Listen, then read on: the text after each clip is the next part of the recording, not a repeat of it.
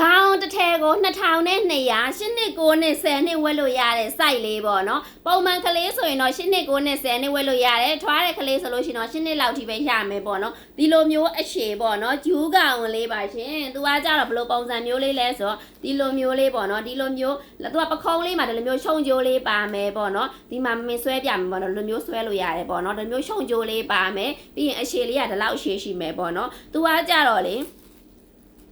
အရှေ့ဘလောက်လဲဆိုပြီးတော့မမေကိုလာမေးကြတယ်ပေါ့နော်အဲ့ဒါကြောင့်မလို့တခါတည်းတိုင်းပြလိုက်မယ်ပေါ့နော်အရှေ့လေးဆိုလို့ရှိရင်ဒါပခုံးကနေစပြီးတော့ဆိုလို့ရှိရင်တော့ဘာလောက်ရှိမလဲဆိုသူက30နဲ့2လက်မ33လက်မလောက်ရှိမယ်နော်33လက်မလောက်ရှိမယ်ရှင်အရှည်လေးရလေဒါလေးကကြတော့ပေါ့နော်မမင်းကလက် size လေးပြပေးရပါ medium small size နဲ့ medium size လည်းရှိတယ်သူက2နှစ်ကနေပြီးတော့မှ10နှစ်လောက်ထိထွက်တယ်ပေါ့နော်2နှစ်ကနေပြီးတော့9နှစ်က small size 9နှစ်ကနေပြီးတော့မှ10နှစ်လောက်ထိကလက် size 10နှစ်လောက်ကနေ10နှစ်လောက် medium size ပေါ့နော်10နှစ်လောက်ကနေ10နှစ်လောက်ထိကကြတော့လက် size ပေါ့နော်ဒီမျိုး size လေးကကြတော့အဲ့လိုမျိုးလေးထွက်ပါတယ်ရှင်နော်ဒါမင်းကကြတော့အစင်လေးတွေကတော့မပြပေးတော့ဘူးပေါ့နော်အစင်ရောင်လေးတွေလုံးဝရွေးလို့မရပါဘူးရှင်အစင်ရောင်မရွေးတာလေးကိုလက်ခံနိုင်မှယူပေးပါရှင်အစင်ရောင်ကတော့အစုံပါမယ်ပေါ့နော်အစုံပါမယ်ဆက်ထည်လေးတွေပါနော်ဆက်ထည်ကောင်လေးတွေပါရှင်